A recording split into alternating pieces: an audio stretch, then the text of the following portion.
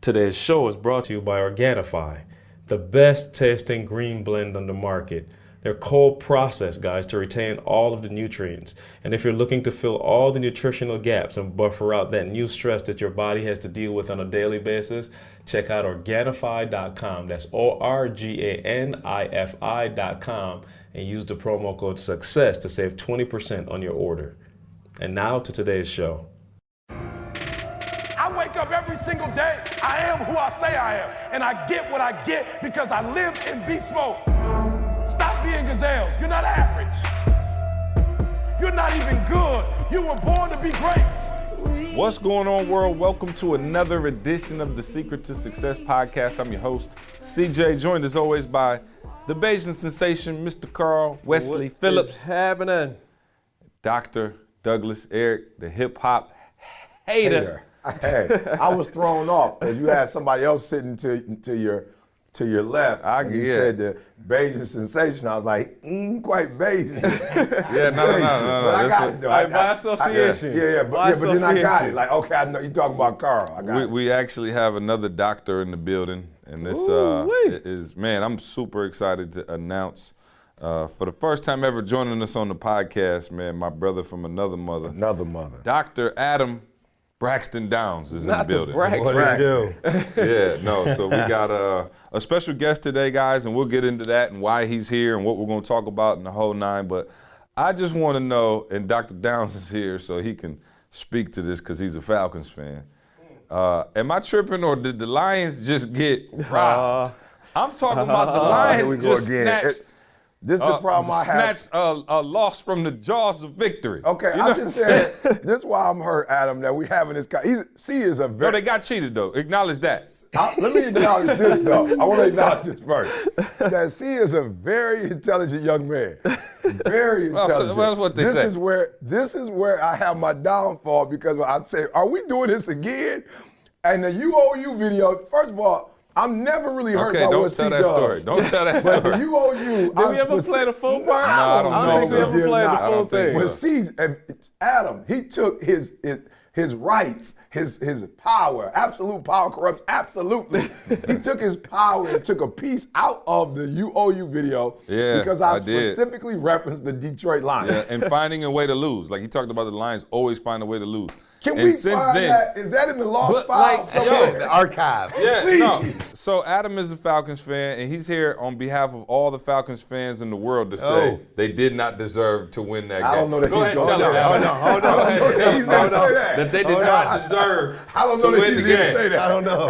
Yo, I don't know about the Lions deserve. supposed to be undefeated right now, Yeah, but yet like we the got Falcons. lost. But let me tell you something. Winners win. Yeah, no, winners Winners win. win. But let me tell you, this is. And I love the Lions, by the way, because I don't want nobody No, from the we all Lions love the like, Lions. you don't love me. I love you How guys. can you not love the Lions? Yeah, They're I like just- your you're- lovable yeah. loser little cousin. Yeah, you just Bad love news them. bears. Winners win, Loser. even on a 10-second roll-off, right? Exactly. 10-second rule. whoever- Where did they come where with this does that rule? ever come from? Nobody has ever seen this rule. The Lions find ways to lose. Nobody's ever. Josh, have you ever heard of this? Have you ever heard Oh, of I've the heard of the 10-second rule, but runoff? I've never Like heard at it that used. point in life, the guys said they were ready to line up for another play, and they were like, no, game over. Not only did we mess the call up, the game's just over. We don't even got a chance to make another play. So just insane. But I will say this.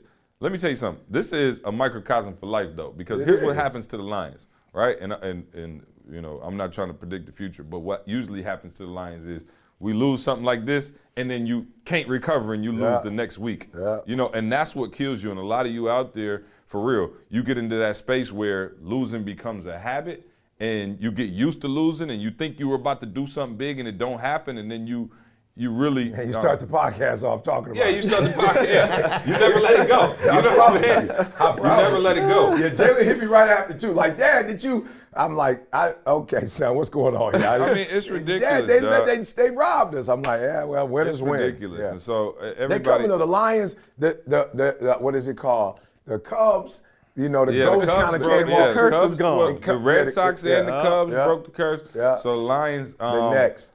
Well, unfortunately, our curse is just a playoff win. Like, Right. you know what I'm saying? It ain't even a chip. Like, our standards is very low. Division. Win Win a division. We just need a division winner. Well, as a Falcons fan, I do have to kind of speak up here. It's not like we have a long history of dominating Right. as the Falcons. Yeah, right? but y'all went to 2 Super Bowls. and we didn't win. You're right, you're right. But at least y'all got to go to one. We ain't even let won me a tell you playoff something. game. I tried to call Adam after the Falcons came back home, and Adam was like, "Don't call me, don't talk to Let's me." see. I'm shocked he's making He calls was during like- the game. No, after the game. Oh, after the game. Yeah, no, this was about 2 weeks later. He was still hurt. He was like, "Dude, I ain't turned on Sports Center. I haven't listened to Sports Talk Radio, nothing Is since that they me? lost." I thought that was just me, Adam. Oh, dude, I'm like the biggest Mike and Mike fan, Yeah. right? Love Mike and Mike. Yeah. I didn't watch it till The new football season months. started. Yeah, I just started watching it back. I thought that was just me. I don't know what it is. My team wins. I can go immediately to ESPN. Oh, no Immediately. doubt. Replay. Oh, no If they doubt. lose, We gonna listen? I promise I can't. I'm like, I can't watch.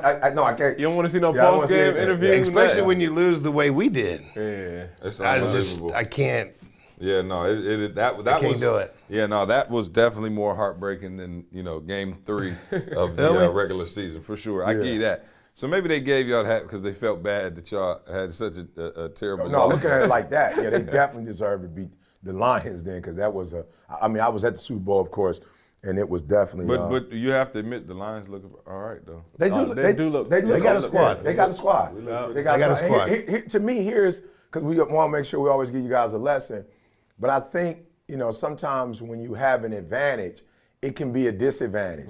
So when you look at Megatron, I think what happened was Stafford is just like focus on Megatron, and your offense kind of gets stagnant because this guy's got to create miracles every time. And now it's kind of like I can imagine you on defense, and you were looking at you're studying the team. You can't say Ain't no it's going to this guy or this guy or this guy or this guy. It can go anywhere at any time. And I think it's kind of split. And so I'm just saying for those of you who are listening to us, like for real, this is no disrespect, but I think sometimes when you're super smart, sometimes when you have a lot of advantages, some of you look at the fact that you're disadvantaged, but sometimes that's good because you're not on anybody's radar. Nobody's watching, nobody's paying attention to you.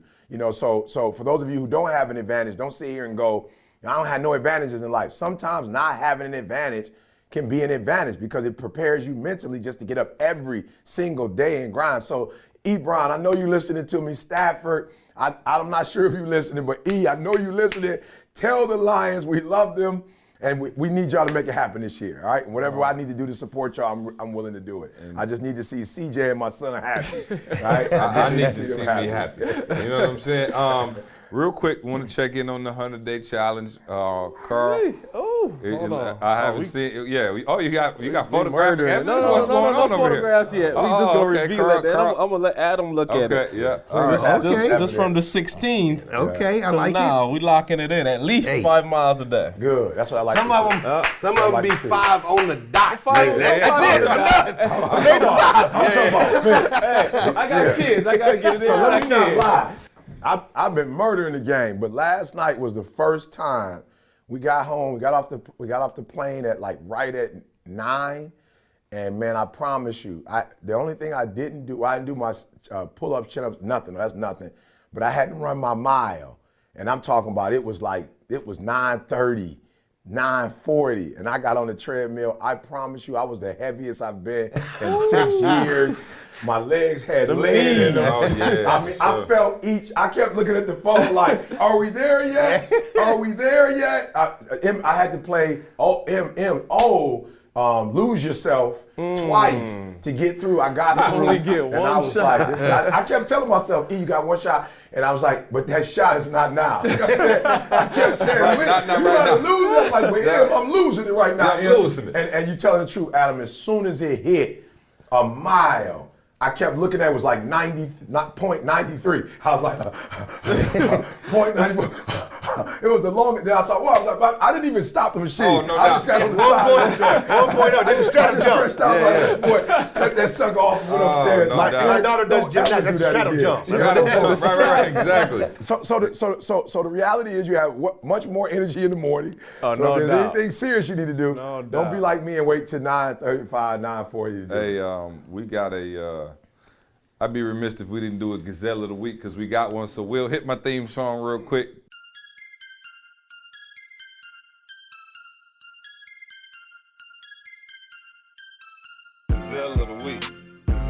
the week. You a gazelle?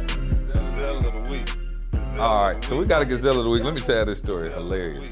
So I was third wheeling it over the last few days. We went to we were in Manhattan, and then we drove over to Philly. And E and Didi were together, and my squad stayed in Michigan, so I was kind of third wheeling it. So of course, you know, E's the Pied Piper everywhere we go. He's got people coming up, you know, hey, pictures, doing all this. So we go to Cheesecake Factory, and it's on 10, right? Everybody want pictures, the whole nine. But one young man took it to a whole nother level. Yeah, Chris. Yeah. You remember my man there? He know my man name. So he comes up, right? And he's like, we sitting down, and he comes up. Now, I didn't really know, I didn't see where he came from. He came out of nowhere, and he was like, oh, man, I knew something was wrong, because he said, you Eric Thompson. And so that was my first clue that something may have been slightly Just wrong. slightly off. He was a flamingo though. Yeah, he was a flamingo. though. My man was like, yo, I watch all your videos, bruh. Eric Thompson, right? I said, like, absolutely. He's like, let me get a pic. Yes, I am. Yeah, right. So he's like, let me get a pic. So I was like, oh, okay. So I think I stood up, took the pic for him. He was like, man. Now he got the white shirt on, like he worked at the Cheesecake Factory. So I'm still not sure if he worked there or not. But so this is what happens, right? So dude is like, man, I just want to let you know your video's been blessing me, Mr. Thompson. And That's how I know they really been blessing. He said, I want to do you. He's like, look, you know, I want to give you this, No question. you know, as just an honor, you know, for what you've done for me. No question. So he gives E this like, almost like, you know, a gift card comes in like a little packet, right? Beautiful package, by the way. Yeah, beautiful package. Beautiful And package. he's like, by the yo, way. it's for, you know, you spend $30 here, it's a piece of free cheesecake. So I'm pretty sure between the three of y'all got $30. So piece of cheesecake on me. Nice gesture. I'm like, I wow, love it. this is great. He like, I don't really do the cheesecake. I'm like, I don't really do it. You know what I'm saying? Didi like, I'm straight. But of course we get done eating, and then we like, well, we got the free gift card. You know what I'm saying? When in Rome. Right, it's No right. question. It's fall. They got the pumpkin cheesecake. Yeah. So I'm like, bet. Let's just do our thing. So he hands it to me. I'm like, I'm gonna go redeem it at the front. You know, get our hookup. So he hands it to me, and I open it up. There's nothing in there. Like, the gift card is not there. I thought the paper was the magic. No. I didn't even The catch paper was there, but I was like, no. I You didn't know the catch it. little, It's you know the little card. Yeah, stuck in right, there. but I The didn't little catch that. but I here's thought the this was thing. an electronic board. The digital. glue dots, Scan that the joint. glue dots were on there. Yeah. You know what I'm saying? So like the little glue, sticky glue where the Yeah. card is supposed to be is on there, right?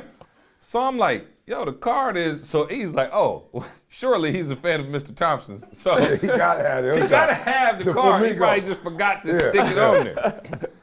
So I'm like, so me and Didi was like, all right, man, let's just go. We had walked. First of all, I didn't say this part of the story. He had us walk 8 miles out the wrong way to get to Cheesecake Factory, some kind of way. It was like, Cheesecake Factory was literally like 30 seconds behind the hotel. He had us walk for an hour and a half in the wrong direction. And I did, but I said I wanted to make sure when I do the podcast, me and Carl talk about this. But Carl, I don't know if you remember, we walked to the he been trying to get podcast. everybody You on had his your side. kids.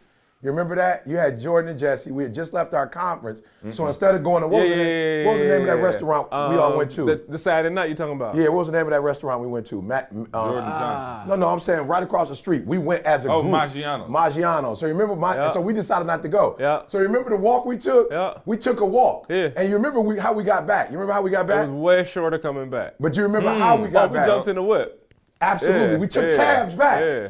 So I'm like, it was the same thing. Okay. So when we went though with C and went the wrong way, but then when we came the second way, it was like around the corner. But I said it had. I remember Okay, we so walked. what is the point though? The point was it was close, but I think because of the way they told us to go, It was longer. because you had the kids, we had to get in the, like they got us. Philly beat us. We literally, C's right, it was right around the corner, but we took a cab back. So no, we walked for like an hour and a half, and then all of a sudden we hit another race. race. C's gonna exaggerate. How long did we walk? We walked, okay, about an hour. It wasn't no hour, Carl. No, listen. We're stopping. No. But it was. No. We walked 30 minutes to the joint. Definitely not 30. walked We 30 took minutes. like 40 pictures. No. Like we had to stop every 30 seconds. And then Kendall's in the building, so I just want to be honest, Kendall. It wasn't an hour like these or 30 minutes like these. Of course it took 30 because we were just strolling and chilling. Then I realized, I took them the wrong way because But the whole time he's saying, I got it. It's right around this corner. And every time we turn, he's like, oh, this ain't it. This ain't it. Then he starts trying to convince Diddy that, remember last time we walked for like 45 minutes. He's not telling the truth. I would ask people, where's Mark? They're like, go that way. All right, so I go. I'm saying, where's Margaret? They like, it's still that way. I'm like, okay, you sure? So of course, but I'm tripping on C because C's saying all of this, knowing that Carl, that I'm not the one, but he gonna let me be the guy. But because you were so confident. Sense of transformation. No, I'm saying he was so confident. So if it took us an hour and a half, after the first 30, he should have said, well, no, let me take here's back the thing. over this. For the first hour, I just thought you just was interested in taking a long walk. I even said something. Hold on. I even said something to you and Diddy. I said, yo, this is a long walk. I'm like, I'm not mad at it going to eat, but I'm like, after I eat, I'm not sure I'm trying to make this walk. He's right. And he said, oh, me and Diddy love to take these long walks. I do because I get my steps in. But so Carl, forgive me for thinking we were still on the right track because he didn't make it seem but like the hour and a half, it wasn't an hour and a half. But like he said, he was third-legged, so I want to say, were you next to them, that me and Diddy walking behind. He trying to hurry up. I'm like, I'm not in a hurry. I'm walking behind. But I just said, Carl, I was wrong, but we took a cab back. So I'm like, really going through my brain like they beat us because there was no reason. You could have hit the Cheesecake Factory with a rock from the hotel. Yeah, when we came you could have out, threw a rock and hit that joint. When we came out to Marriott the next day when he was gone, we went right back, and I promise you, it wasn't 6 minutes. So I'm thinking like, yo, remember we took, and not only did we take one cab, we had to y'all split had up. to get a cab, we had to get a cab, and both. I remember y'all got there and was like, what took y'all so long to get there? So I'm just saying, Philly, I love y'all, but I realized on yesterday I messed up, but y'all beat me because we took two cabs. Drivers rode y'all around for an hour and a half. I promise you they charged did. you $500. Or at least 15 minutes. Right around the corner. At least 15 minutes. And So no back, point you thought to bust out the Google Maps? No, well, we had it. Yeah, we did. Once I figured out he had no idea where he's going, of course I did, and we walked straight to the Cheesecake Factory, but it was back an hour for an hour and a half. Yeah, hour and a half. So anyway, this is besides the point. This is besides the point, right? Get back to the gift card. All right. Oh, yeah, that's right. Gift card, Adam. Yeah. And then you here. I want to make sure we give you your time, Adam. So we get back. So we go up. So I'm like, okay, the gift card not in there. So me and Diddy like, look, we've been walking for 3 hours. We ready to go back to the hotel. Let's just chill. He like, no, I feel some kind of way. My man done played me with the gift card. So he like, yo, where's my man at? So we scoured. Now, mind you, it wasn't a lot of people working. It was this regular afternoon. We looking all over the place. My man is nowhere to be found. I'm talking about nowhere to be found. So we like, all right. So we like, all right, E, let's go. We can't find my man. E like, no, hold up. So we go up to the counter. And E's like, yeah, I want to redeem this for a free piece of cheesecake. And he just hands the lady the slip with no card in it. Well, it was another fan. Yeah, right. The other dude was a little dude who finally came. So he was like, free piece of cheesecake, and he looked at the thing and was like, oh, I don't know about this, so let me go get the manager. So the manager comes back, and we can maybe give him a double Gazelle of the week. Oh, I'm talking double Gazelle. Because he came, our food wasn't right, he came and took our food back, right? So he had already had an interaction with us. We go up to the counter to try to redeem this fake gift card. The manager comes out and goes, hi, will 3 of you be eating? We looked at my man and was like, wait, what? We're like, bro, we the same. Anyway, literally, he came to the table. He came to the thing. It was like, he was already at the table. I'm talking about had a full-blown conversation. Full-blown conversation. We saw my man 5 minutes later. He was like, will 3 of you be dining with us today? We were like, bro, what? So anyway, that's not the point. So then he's like. That is the point. So then we show him. So then he's like, yeah, where's Chris? So he trying to find Chris. So he was like, who? He was like, he didn't look like he knew what he was talking about. And so he was like, What are you talking about? He's like, yeah, I want to redeem this cheesecake. He said, first of all, this promotion was over like 6 months ago. Yeah, 3 months. This ain't been in existence for like the last 6 months. Hold up. Stop. Wait, hold up. Yeah. Stop. So my man was like, so who gave this to you? And then Chris. he was like, yeah, Chris. Chris gave it to me. So my man runs off looking for Chris. He can't find Chris. And long story short, we just end up leaving with no cheesecake. But my man came and straight gave E the dummy gift. Now watch this. Now, did he really work there? Okay, so. I don't know. Okay, so we here's never the deal. saw him again. So we went back the next day. Oh, it's more to the story. Yeah, okay, I went back the next day. Now, I'm just gonna be honest with y'all. You know, I'm a flamingo. So after it's over, I'm not holding you to that. It's over. It's like whatever. So we get in and I forgot. I'm gonna be honest. See, I forgot about the Gazelle of the day. You know what I'm saying? I forgot. Oh, so yeah, I no, I get didn't there. forget. It's a new young lady who serves us. We get there first, right? We sit down, and we're waiting for our stuff, and Didi and I having casual conversation now. Chris comes out of nowhere. And comes up to he did. Chris came out of nowhere. No way. Susan and, looking good. Chris came out of nowhere. And Chris was like, Mr. Thompson, I'm sorry, Mr. Thompson, forgot my name. Mr. Thompson, I want to apologize for yesterday. I feel terrible about the cheesecake. Oh, for real? Yeah, he said what had happened was. See what had happened. Yeah, what had happened was, he said it was older, but I was still gonna get it for y'all because I told him who you were. He said, so what had happened was, in some kind of way, the car slipped. And when I pulled the thing out, the car got stuck in the thing. Now, mind you though, I was with D, so I wasn't even on the cheese. Like I said, I don't eat cheesecake, and so. Anymore. I've never eaten cheesecake. Like my thing is like cakes. I don't like cheesecake, especially not from a Cheesecake Factory. And so he said the card was in his apron. Okay. So somehow the glue came undone. The glue came off undone. the glue ball off the. This is a story. Oh, yeah, people, no. All you entrepreneurs, don't let the glue come off the glue. Let me see get a principle out of that. The glue off the glue. So, but he was like, "Are you straight?" I was like, "Are you straight?" Because the supervisor was looking for you. So I want to make sure you straight. And so my man proceeded to tell me like, "Yo, I'm just being real. Me and the supervisor, we cool. I've been here for years. He wasn't tripping. I just want to make sure you okay, because that wasn't." I was like, "You had us looking crazy with a dummy gift card." I was like, "Whatever." Cheesecake Factory looking at us like, "Why are they trying to redeem an 8-month-old?" Yeah, no, but he did come back and was like, "Yo, if you want it, I can make it happen." I'm like, "Bro, I'm good. I'm good. I'm with my girl." But listen, do not. This is for all my babies out there. Do not overpromise, underdeliver. All right, do not overpromise, underdeliver. I know it's. And let's just, I'm gonna be honest with y'all. C and Carl may not have this problem. This is a flamingo problem, all right? This is definitely a flamingo problem. And the thing is, you as a flamingo, you want to make everybody happy, right? That's just your thing. You want to make everybody happy. You want everybody to lead the party, pumped up, excited. You want everybody to have a phenomenal time. And so what you do is you overpromise because you're trying to make everybody happy. And you're not thinking about it. That's all I need you to do. Flamingos, you're out there, you know what I'm talking about. There's a 33rd and the 3rd that are listening and that you feeling me. The other group, y'all like the gorillas don't know nothing about what I'm talking about right now, about making everybody happy in the room, right? They don't know. Yeah, right. And so I used to do that, y'all, and it gave me a terrible reputation. Here's the deal. You don't want to lose off of, you didn't even do nothing wrong, but running your mouth. That was the only thing you did wrong. So pull back on the mouth running thing.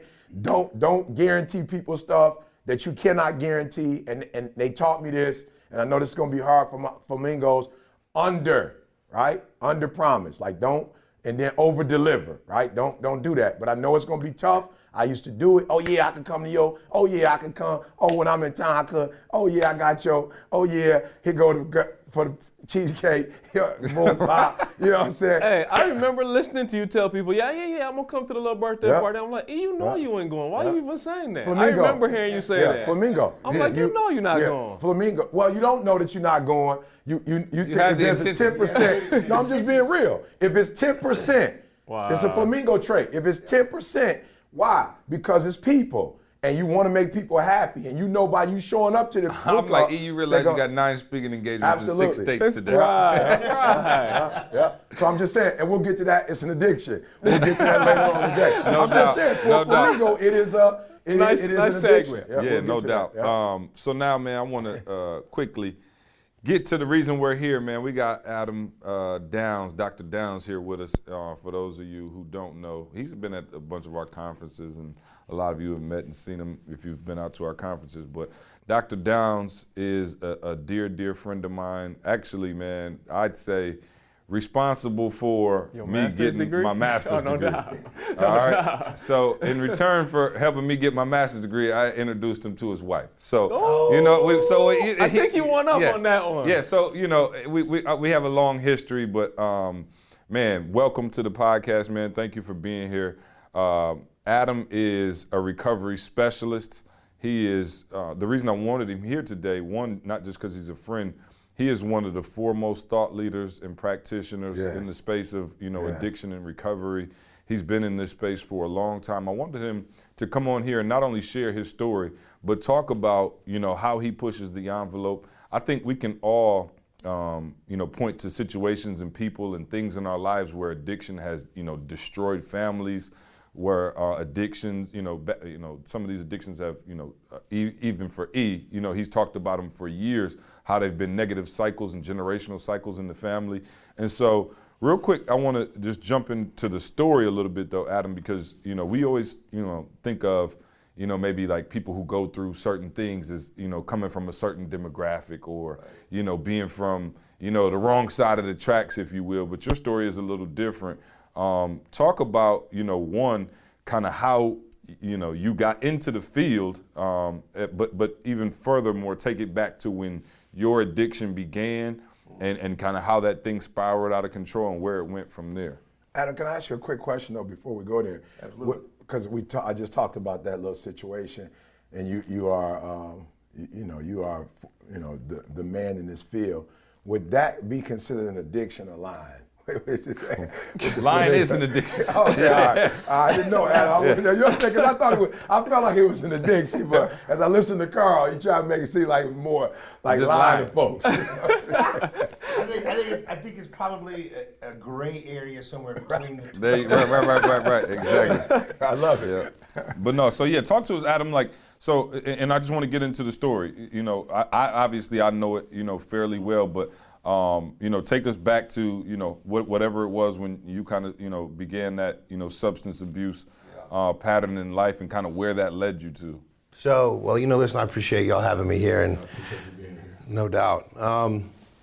Listen, I'll kind of go into my story a little bit, but what made me think of something was when you were talking about the prejudice and some of the, this is the kind of the stereotypes of addicts and stuff like that. And something that's really interesting, I read a study just the other day that talked about if you come from an affluent community or you go to a private school, you're 4 times more likely to be diagnosed with a substance abuse disorder.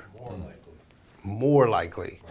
So everybody, so often people want to say, oh, this is like an inner city problem. Yeah, of course. And it's not. I mean, listen, the thing, addiction does not Right. discriminate.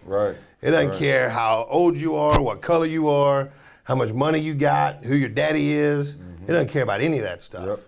Yep. So, with me, I went to private school. Mm-hmm. I came from an affluent community. I was blessed to come from a family that was successful, and but listen, everybody responds to things in a different way. I took my first drink of alcohol at 10 years old. I can't necessarily tell you why. Right. It was in the little bar, little liquor cabinet thing that my parents had in a room and my parents didn't drink. Mm-hmm. Like, I don't even really know why they probably had bottles that people like giving them at parties, Christmas or something, and so it was easy to steal it because my parents would never know it was gone because they never even looked at it.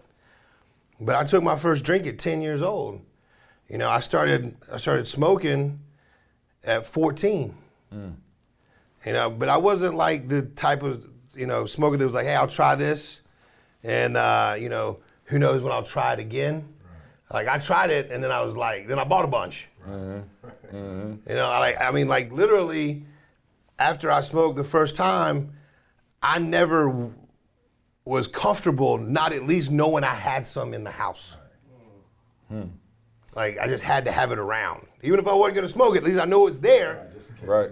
If I need it. No question. And that was, you said 14? 14 years old. You started that, that's incredible. And then, of course, as high school goes on and things of that nature, you're at a private school, and so that's kind of when the addiction began, when you kind of knew you had, this thing. And I think the thing that, and we'll talk about it, but I think the thing that always boggles my mind is you got some people who, can go out on the weekend and have a couple drinks and, maybe not drink for another 2 weeks, or maybe, right. or they smoked the joint and now they don't need to smoke again for, another, a month or two. It doesn't really matter until they're out socially. But you're saying once you started, there was this like innate desire to have to either have it on you or do it Absolutely. as often as possible. Yeah, I went out on the weekends and drank with my buddies too, you know. The thing is, like, Monday hit, they stopped.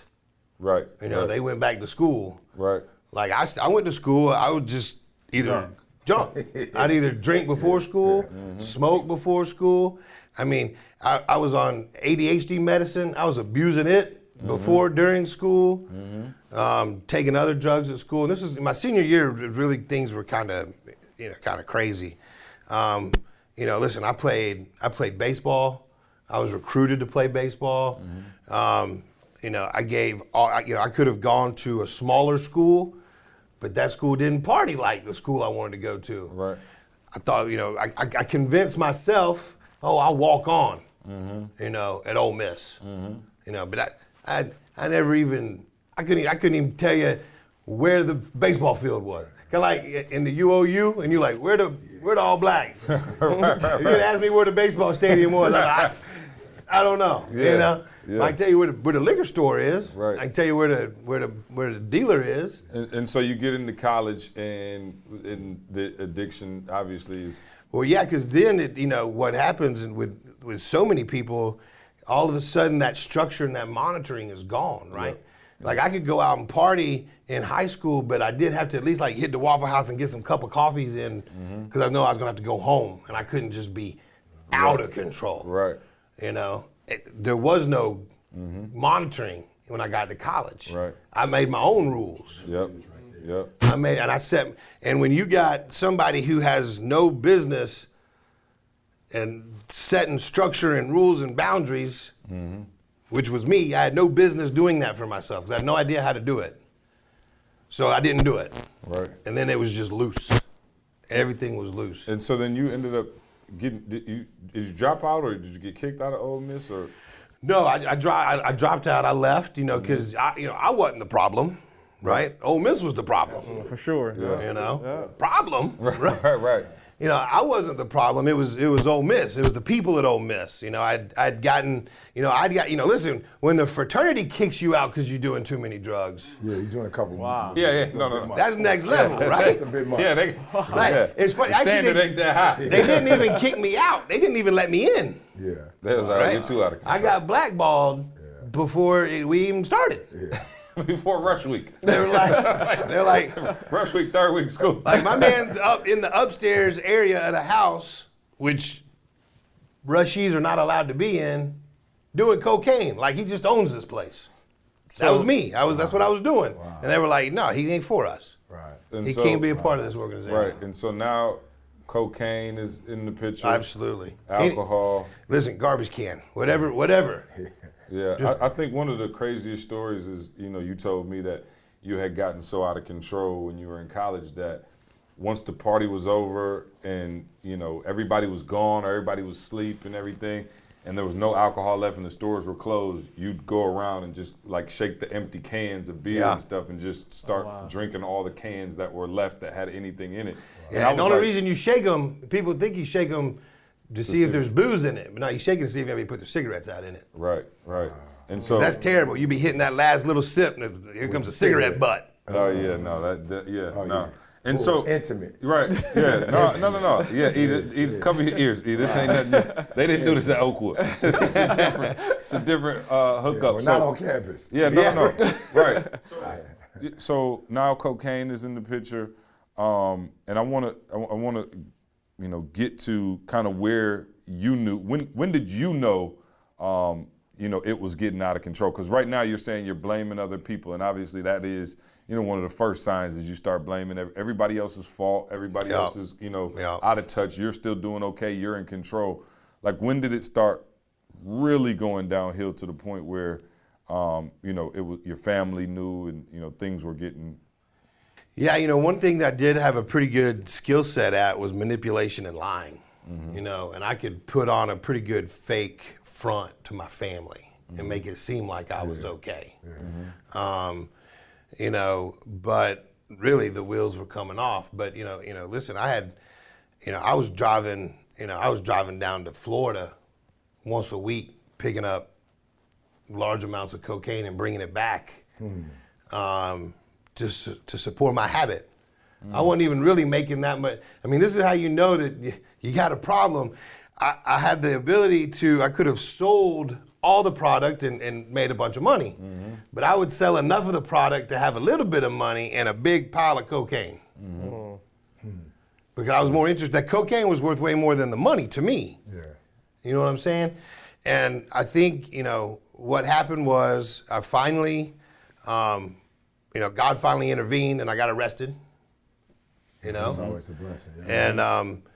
And I think that at that moment, when I was definitely very intoxicated during my arrest, but at that moment, I did start to, when I sobered up, start to see that. When you got arrested, what did you get arrested for, and what did you have on you? Well, the first time, I got arrested we just got pulled over for speeding, but we had been smoking a blunt. So they searched the car, they found marijuana, pills, cocaine, cash. So I got arrested for all that. Yikes. Possession. Yep. For speed. Yeah. Yeah, and speed. Yeah, that was. Wasn't too worried about the speeding ticket. You know what I'm saying? That was the main one. Yeah. And so That started the downfall. evening Yeah, off. spiral. yeah, and so then you get arrested with all this, and you got charged. I did. I got charged. Just with some misdemeanors. Really, so I acted the fool when I got arrested, because I was so out of my mind. I was trying to tell the cop that this was a victimless crime. Yeah. And No question it was, though. right, I'm not hurting anybody but Nobody me. got hurt. Let me hurt me. Don't worry about it. You on you. Money up and You hurt you. Yeah. You hurt you. I love it. I love it. So I'm trying to persuade this state trooper that he should just let me go, because we're right at the exit. He can keep the car. I'll walk. And he wasn't having that. No, it didn't sound like a good plan. As Trey would say, "Daddy, I don't like that plan. No. I don't like that plan." He didn't like that plan at all. So I might have taken a swing at my man. Okay. Now All right. remember, I'm pretty intoxicated, Right. so it's probably the slowest swing Ever. on earth, right? Because he just kind of like leaned back. You know what I'm saying? Yeah. But Yeah. they proceeded to cuff me Yeah. and put me in the back of the car. And the window was cracked in the back of the car, and I'm trying to tell. They cuffed me. I was uncomfortable. Yeah. Right, it's not very comfortable. But they weren't paying attention to me, so I leaned back and I kicked out the windshield. Oh. And Okay. I stuck my head out and I was like, "Can you hear me now?" I think Verizon never sent me a royalty. You know what I'm saying? But can you hear me now? Yeah. And no, they didn't like that one either. So when I stood in front of that Just judge. adding to the charge. no. As we go. Oh, absolutely. By the time we get to the station, it's like 9 felonies. So by the time I'd get in front of the judge, he's like, "You can't behave that way. Period.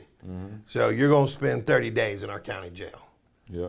And months had gone by since then. I was actually in a treatment center, like a long-term treatment center, trying to get sober. When you sought treatment that first time, that was the first time you ever sought treatment. Yep. Did your mom and dad get involved in that process? Did they know what was going on then? Because I know you were hiding and manipulating. Oh man, I don't think they were terribly surprised. I think they knew something was off. Yeah, your parents. I just don't think they knew everything. But because of the way I'd been acting, the judge had said there's no bond. Like, we're gonna keep him. And my mom had come down there and said, "Let me talk to him. He'll act right." No question. And they were like, "Well, ma'am, for you to talk to him, you're gonna have to walk back down the felony ward, the felony wing, and go stand in front of his cell." My mom said, "Okay." So here I am in this cell trying to be all hard, right? Here comes Mama. Yeah. And Mama's standing at the jail cell. "Son, Get your ma'am. ace of spades over I'm here. up," you know? So I stood there and she said, "You got two choices. It's April. Your court date's in July. You can stay here or you can come with me and we're going to rehab." I said, rehab sounded good, Yeah, for sure. right? And so you go that first time Yeah. and get clean, Yeah, got clean. right? And so how long were you clean that time? Just over 2 years. Okay. And so And I think that's the 2 thing. years. Yeah, 2 and I know. I'm gonna. I Yeah, thought I it want was 30 free. days. Let it happen. You no. think 2 years and some change? It's free. You didn't kicked in and you good now. So 2 years go by, and then and I think this is the thing that those of us who've never had a super problem with addiction can't understand. You saw their reaction is like, okay, 2 years, you get over the physical dependency. There is no physical dependency. Your life has to be looking better than it was before. Absolutely. What happened when you ended up reusing that next time after that 2 years? So this is what happened, and this is why I love what y'all do and what your message is, because what happened was I didn't stay ready, and life happened, right? I lost my grandfather, who was incredibly important to me in my life. About 2 months later, my mom had a crazy reaction to a medication and went into a coma, and was in a coma for almost 4 months. And what I had not done, I had not stayed ready. I'd quit going to my 12-step meetings as much. I'd kind of started, I'd met a little girl, was hanging with the girl. The and gateway. she wasn't, right, and she wasn't a good influence on me. Yep.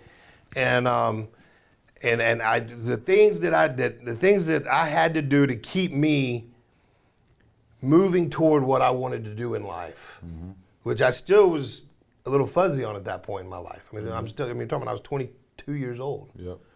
I had quit doing some of those things. So when life happened, Yep.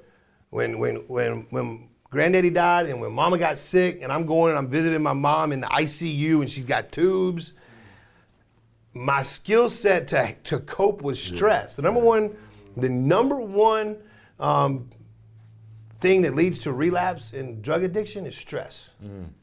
Well, that was a very stressful time. So I then justified to myself, well, I could probably smoke some pot and it'd be okay. I won't do anything else. I'll just smoke some pot. Yep. So I smoked some pot. And then I was like, hey, that's pretty good. So I kept smoking it. Within a week, I took a pill. The same day I took my first pill, I bought 100 pills. Within Because you 30 just had to have it just in case you needed it. Yeah. I mean, you go from 1 to 100. Like that's Well, insane. Drake said it. Yeah, no. Yeah, 0 to 100, real quick. So you go from 1 to One is too many, 1,000 never enough. Yeah. Yeah. Love it. Yeah. Say that one more time. One is too many, 1,000's never enough. Yeah, I love And it. so now you're back on this. Yeah, slide. so within 30 days of smoking pot, I had about a $1,500 a week opiate habit. So I remember you telling me, and all this is so crazy because of course I met Adam, in year whatever of his sobriety. Probably like 6 or 7. Yeah, and so to see him now and see him with his family and stuff, you would never think that. But you said there was a time during that time where you were on opiates literally all day, every day. Absolutely.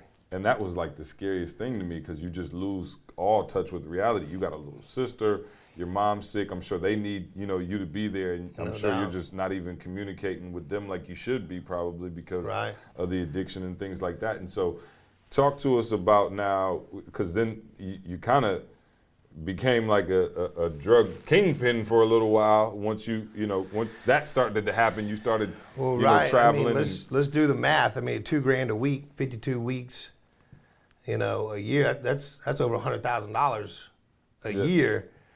I had no college education, no true skill set. I think at one point I had a job at like Smoothie King or something. They ain't paying 6 figures. But I needed 6 figures just to stay high. Right. And then live on top of that. Right. Rent, bills, food. So the only way I knew how to, make this all work was tap into what I call my negative entrepreneur. Yeah. Yeah. And Adam would travel to concerts. Like Adam, he still does that. But he's, would go around to these concerts where everybody and you're the man. And there probably was even I would imagine a sense of, hey, I am somebody, even though I'm a junkie and all of these things that you were calling yourself. You were still the man, like in that circle. You know what I mean? You still like people, knew you. They called you Big Perm or whatever. Big Perm, absolutely. And they would come up to you at the concerts, and everybody knew you had this stuff, and they would buy it from you. This false image. Yeah. This false image of worth and importance, and that you think that, You know, it's easy to find. Listen, this scene is successful because I'm here selling all these drugs, like all these people selling drugs for me, and all that kind of stuff. Yeah, no, and I think that's the. But it's all not true. 'Cause Right. guess what? Big like, firm. My first time hearing it. Me too. Yeah, big firm. I love Yeah. it. I've never heard such Big a firm. Okay, good. big Yeah. firm. All right, Yeah, all right, and so. I got curly hair. And You so know real what I'm quick, I want to get through the story because I want to start talking about some stuff, like even generational cycles and things of that nature throughout. But so then you fast forward, you get arrested again, and this time, got arrested again. This time's a little bit more serious. yeah, and so this time you get arrested. What do you have on you? Undercover DEA agent, sold. So they got me for distribution, and then about 6 counts of possession with intent to distribute. Wow. So they had me with a lot of product. What was a lot? Like 500 pills of ecstasy, 2,500 pills of LSD, 100 rohypnols, 3.5 grams of pure MDMA, about $8,000 cash. The only thing I Ounce of understood there was weed. cash. You know what I'm saying? Yeah, the cash part. Yeah, I knew that unit. yeah. Well, right. But here's the thing. Yeah. This is how illogical and crazy addiction is. Like, I still thought I was okay because my whole time in my relapse, I was out for about a year. I never did cocaine. I never drank. So therefore, I was good. Oh. Now I'm doing $1,500, $2,000 worth of opiates a week, but I'm not doing cocaine. Yeah, right. I'm not drinking. So in your mind, you're still sober. I'm good. Those were my problem. Right. Yeah. And so the crazy part about this is your mom's now out of a coma. Right. Mom's like, making a full recovery at that point. Yeah. And so this was the craziest part. So Adam never said a thing to his family so he's going through trials, paid for his own lawyer. I mean, like going through a full blown court case, like everything. And you did not tell your folks that you were going to prison until the day you were sentenced. Yeah, the day after I was sentenced. The day after he was sentenced, he called his folks and was like, basically, what was it, 3 years? Yeah, I was sentenced to 10 years. Yep, sentenced to 10 years. So imagine getting a call from your son and out of the blue and just saying, I'm going to Hey, prison Mom, for 10 years. how you Right? doing? Yeah, this ain't good. Listen, Got some news. some stuff kind of went down while you were asleep. You know what I'm saying? So, Yeah. Want to here it go. So now, and of course, at that point, you were doing heroin, right? Yeah, You well, were addicted- Oxycontins, yeah, and that kind of thing. And so now you go to prison and you got to get detoxed. Right. And now They don't you're- have a very good detox program in prison. Yeah, I would imagine. You just kind of lay there, Yeah. sweat. No, I got you. So now just you go to prison, and I mean, what is going on in your mind now? Like it's finally hitting you, right? Like, okay, I've made some bad. Right, but I mean, even like before I got locked up and stuff, I'd have people, people that loved me, who were like, "Dude, you're out of control. Like, it's out of control." And I would just tell them, like, "Look, I'm a junkie. I'm always gonna be a junkie. I'm gonna die a junkie. I tried sobriety, it didn't work." And that's kind of where I was at with it. You know what I mean? Like, I tell this story all the time. I was sitting on my couch by myself. I had a gallon Ziploc bag full of dope. I had probably about $30,000 cash laid out on the table.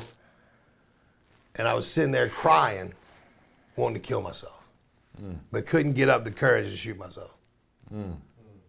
I had all the dope I could want. I had all the money I could want, and I didn't even want to breathe anymore.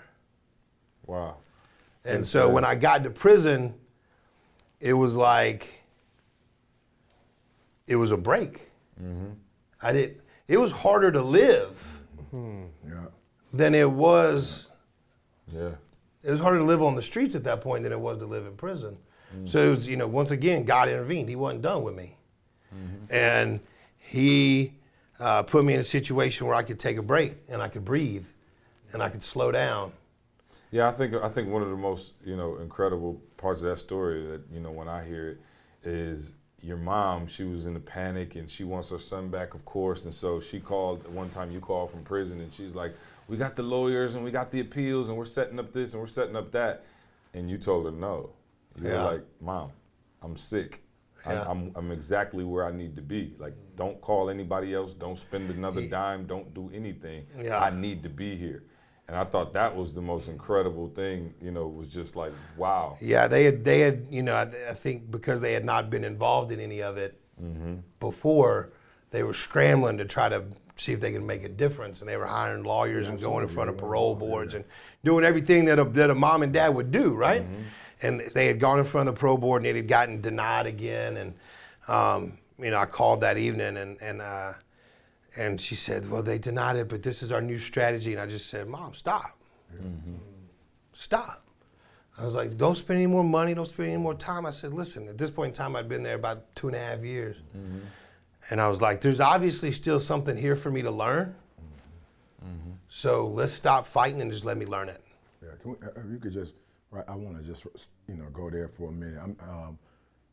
And just so much coming as you're talking, but I'm at that stage in my career where I'm old enough to have friends who have adult children. Right. You know what I'm saying? And so it's weird, though. Even if I'm hearing you, man, it's like, and we're about to do this thing with our game changer speakers. It's like, yo, bruh, when I was in my 20s, what I talked about, my 30s, what I talked about, like I'm at a point in my life now where I spend a majority of my time counseling affluent people about their kids. And affluent people who like blew out the frame, like how did this happen to us? Like we don't drink, we don't smoke. This is how we raised our children. And I have some people I'm very close to who have children who are just like, literally, like you said, they just off the charts. And the parents are just like, I don't think it's just the addiction. I think they feel some type of way. Like, yo, what do we do? Is it because I work a lot of hours and I'm not there for them? Like, how did this happen? And so if you could talk to the parents out there, because that, as you're talking about your mom who had to come to the prison for you, who's now trying to scramble and get, what do you say to parents who do have money, who do have major connects, who are in a situation where it's like, why me? Like you said, it from the top of the show, I thought it was 4 times more likely if you live on Martin Luther King Drive that this would happen to you. I didn't know if you were on Bel Air, that this is 4 times more like in Bel Air than it is on MLK. What do you say to me as I'm talking to these parents who are just losing it? Right, so I tell parents to quit focusing on why and how and start focusing on what.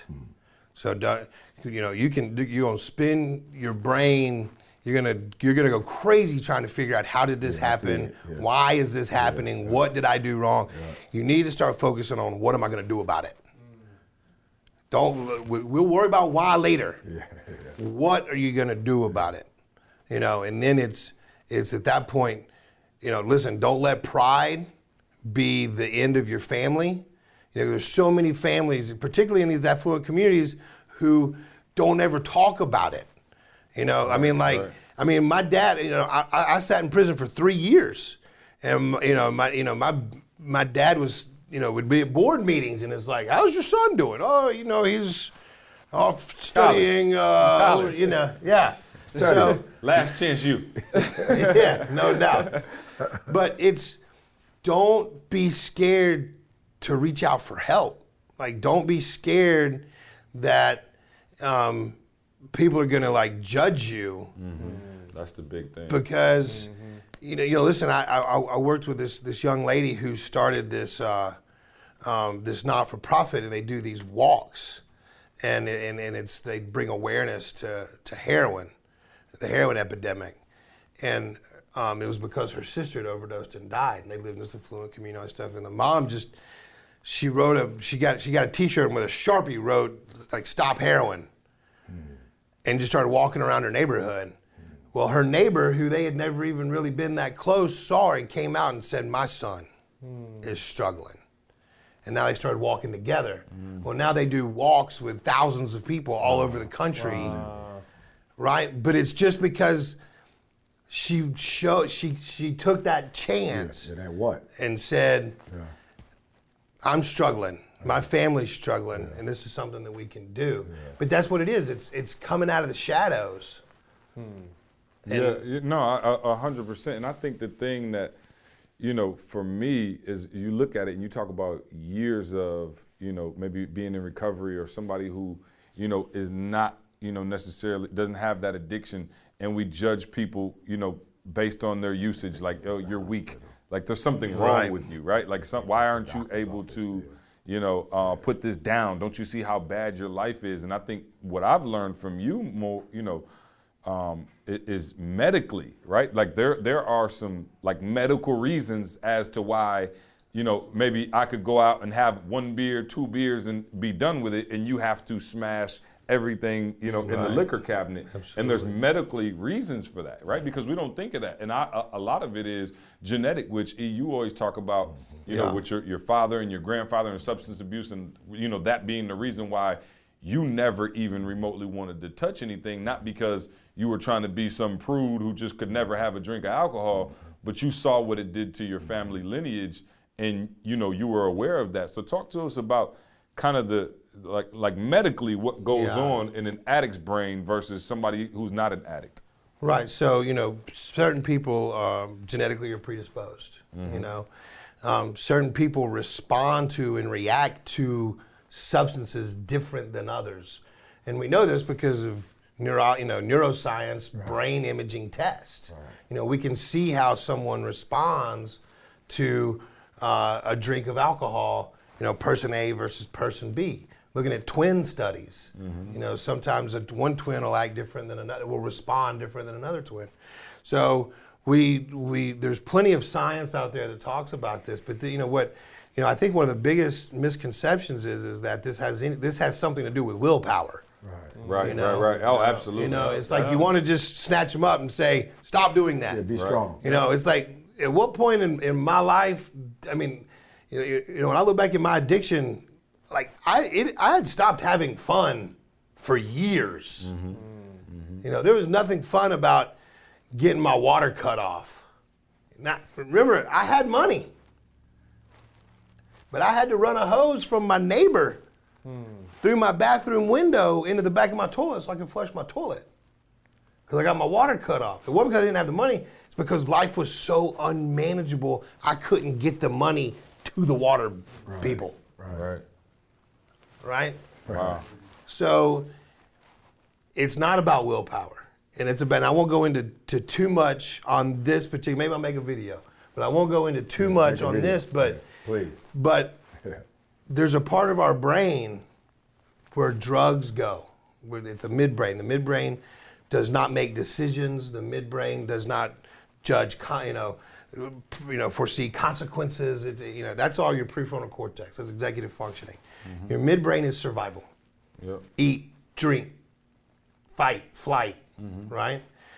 Purely instinct survival. That's the part of the brain that drugs go. So when you start pounding the midbrain with drugs, what's the midbrain think? That drugs are survival. Right. And that we have to have and the it drugs ends up prioritizing it to as high survive. as water and food. Right, and when you start doing more drugs than you are eating, then the midbrain just categorizes drugs as more important for your survival than food. And then it just slowly starts going up on the chart. That's why you see, you'll see a guy with a $100 bill in his pocket digging through a trash can for food. Now you can go to a dollar menu and buy 100 cheeseburgers, or you can go buy $100 worth of dope and go dig. Trash can. So obviously you're saying that dope's more important than food. Yeah, that's incredible, man. And I think that's the thing for people who judge other, addicts, and you see people, an alcoholic, or you see somebody, strung out on drugs, and we all, they might ask you for $1, and you kind of, we all have those preconceived notions. And you look at people like, man, what's wrong with you? You messed your life up and stuff, and things like that. But there is a genetic thing going on, and there's something medically going on. We would never say that to anybody who had cancer or anybody who, came down with a disease. We'd never, shun that person or do anything. So real quick, I want to take you back to. This is the only disease that tells you don't have a disease. Right. Yeah. And that's a problem. You take somebody with cancer. Now there'll be a little piece of denial, right? Like surely this can't be happening to me. But, But it doesn't take long for them to be like, I got cancer. I got cancer. Come home and say I got cancer. I got cancer. But for the addiction, like years will go by, and they'll be like, I'm not an alcoholic. Yeah. I'm not a drug addict. And so you come out of prison, and you kind of. So let me tell you. Yeah. So after I made that phone call to mom, said quit fighting. 2 weeks. 2 weeks later, random reversal on decision by the parole board. I was granted parole. Wow. Just randomly. Just out of nowhere. Out of letting go. Yeah. Yeah, and they let me go. That's So what the take home from that is what was left there for me to learn was total acceptance of my situation. Yeah, no, absolutely. That's heavy. Yeah. Yep. When I had total acceptance of my situation changed. Right, and so you come out of prison now, and I want to like kind of start transitioning into how you got into the field of helping people. And one of the reasons that I'm so glad you're here is because you do, like, you guys don't know Adam like I do, but you talk about somebody who pushes the envelope, somebody who is, constantly reinventing, the way people think about addiction and all of these things. So you come out and you actually get into a program for people in recovery. Right. And you're able to now kind of go and learn about all of these things that you've been through. And so I think that was, one of the most incredible things is taking all of this negative that you've been through. Now, obviously, you've been in jail, so you've been sober for some years, and you're ready to not only educate yourself about your own situation and what happened, but to start helping other people. And so you go to Texas Tech. I went to Texas Tech for my undergrad. Yeah, and then come to Michigan State for graduate. And then came to Michigan State for my master's and my PhD. Yeah, and because I got charged with 6 felonies, I pled down to 3. Yep. So I figured I needed as many degrees as I had felonies. Right. No question. That was my math. Balance it out. I needed if they got 3 bold reasons to not hire me or to not listen to me. Yes. Right? But I'm going to give you 3 bold reasons why you should. Yeah, no, absolutely. Can I say this real quick, though? This has absolutely nothing to do with that. But I want to demystify this whole you don't need to go to college thing. And for me, this is the reason why I tell kids you need to go to college. This is where you meet CJ. This is where you meet Adam.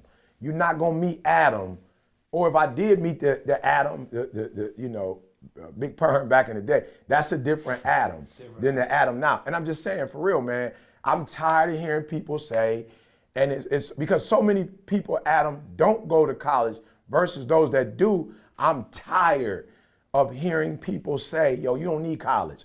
And maybe not to make a living, but to have a quality life.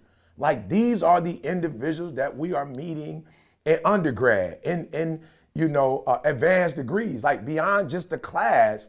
We all connected at Michigan State University. That's right. And I just think how different our lives would be without each other. And then even from, a practitioner standpoint, literally me hanging out with you and being with you solidified for me this different lane of scholar. Because when you grow up, typically a scholar is a certain kind of person. And being around you, and watching how you did it gave me hope that, I could be myself. Like, I don't have to let peer pressure. So I just wanted to say that because you guys talking about Texas Tech, Michigan State. Don't believe the hype. College is not just about degrees. There's a quality of people that you meet for life. That's exactly right. It's not just about what happens in between the bells, basically. It's not just what happens coming out of the books, sitting in that classroom. It's about who are you exposed to.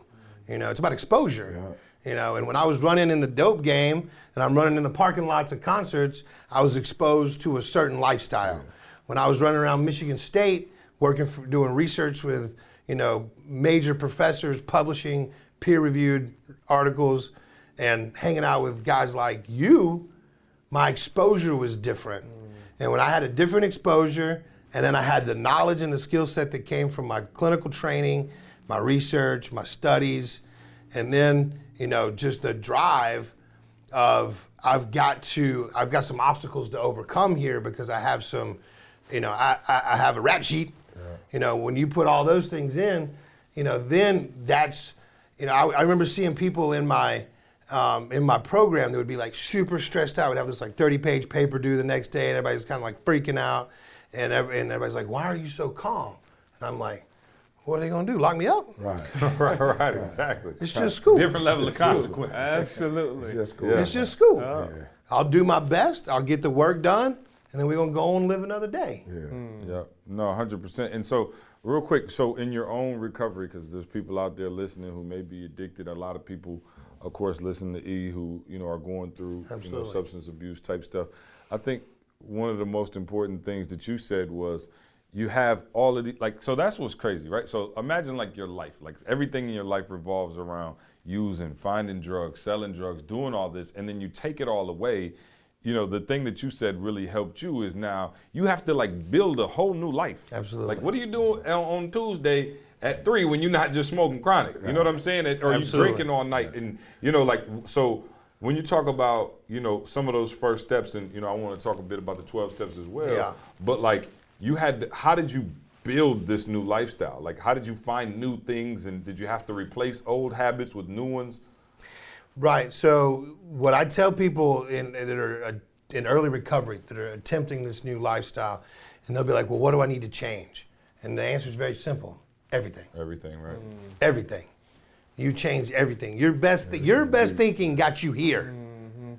Right, Wow. right. Yeah. Your best thing. Yeah, your best. Your best thinking got you here. It may be time to hand the reins over for a little while. It may be time to try something a little bit different. I don't really care. A lot of times, like old school 12-step stuff will be like, you have to want to be sober. Right.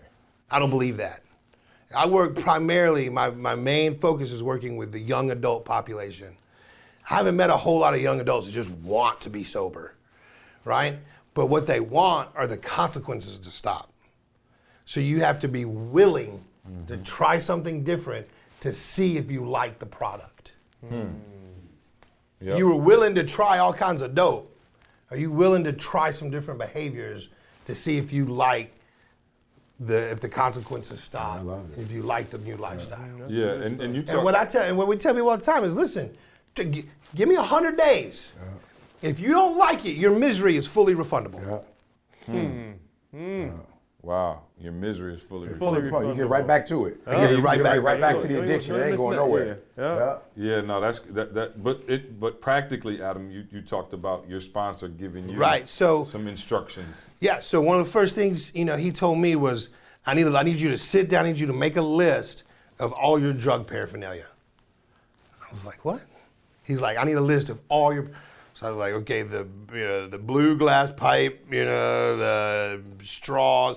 I had this list of about 20 things that were like my drug paraphernalia that always were within arm's length, right? You had a T-shirt with the chronic. Little hidden pocket, little stash pocket in the hat, I had a list, about 20 things.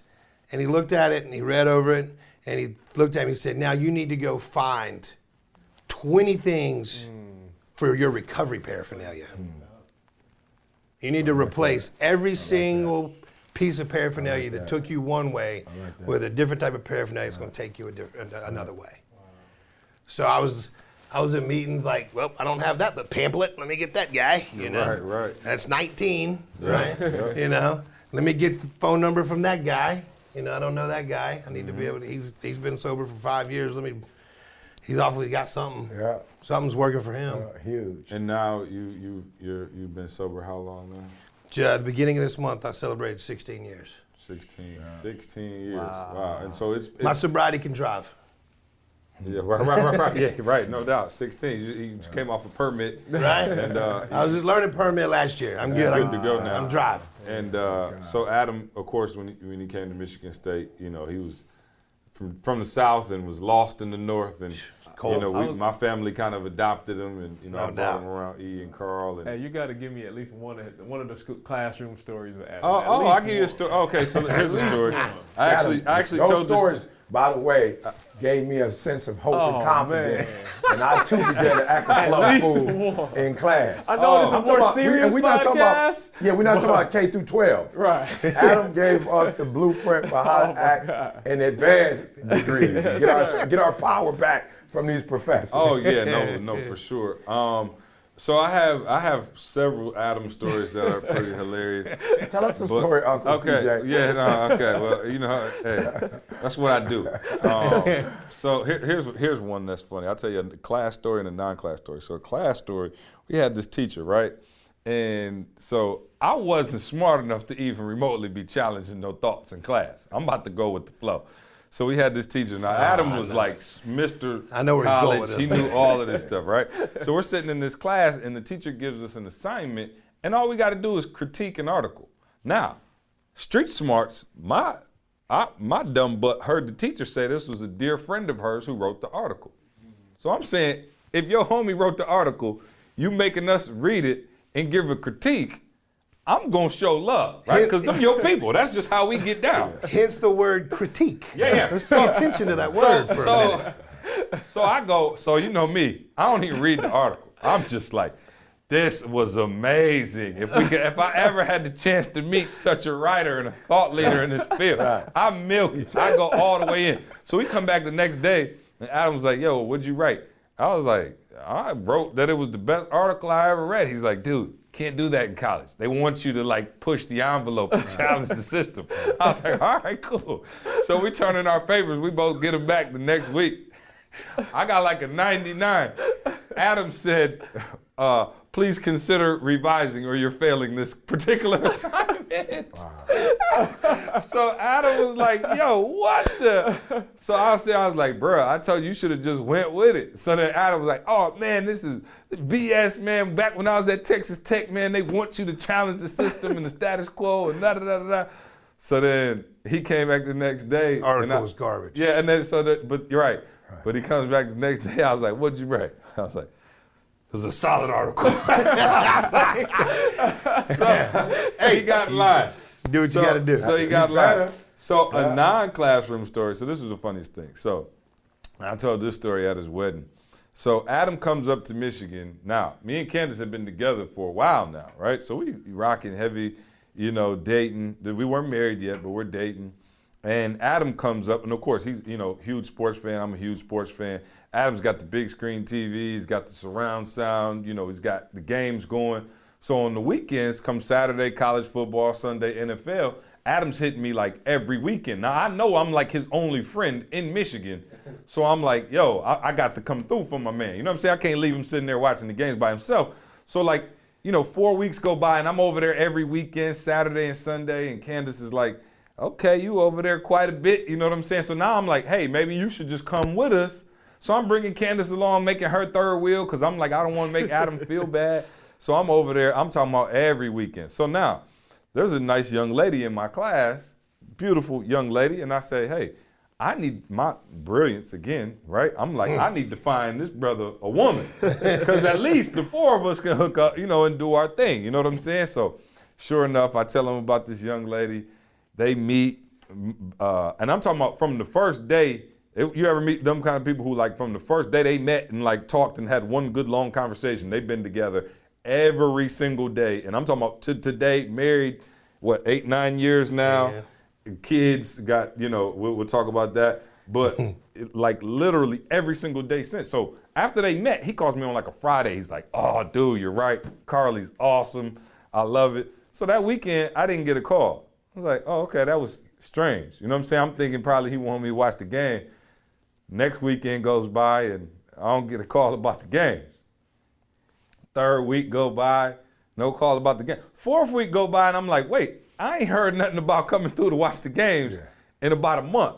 So I pick it up. I'm like, I'm missing the camaraderie, missing the games. I got used to watching the games over there. I call him on maybe a Friday, yo, what's up, bro? We catching the games this weekend? He's like, oh, dude, sorry, man. Me and Carly got to go to Home Depot. Got a lot of running around to do. I'll catch you later, bro. I'm like, yo. I almost lost my girl. I almost lost my girl over you. Right. I learned from you. I'm not going to do that. You know what I'm saying? I'm not Bro, doing that. I didn't see Adam about 5 months straight. And so, long story short, man. Unbelievable. We've been rocking, man. A dear friend of mine, both him and Carly. And congratulations, because Adam, there's another funny story. He has a little girl, Harper. Of course, I had Trey. Now I got another one. So we were waiting on him to have his next one. And so Adam calls me And he goes, man, I feel it. I got the boy this time. I just feel it. We going in to check. I know it's a boy. You know, he's got Harper Joe. She's coming up on 4. She's just 4. turned 4, Just turned 4.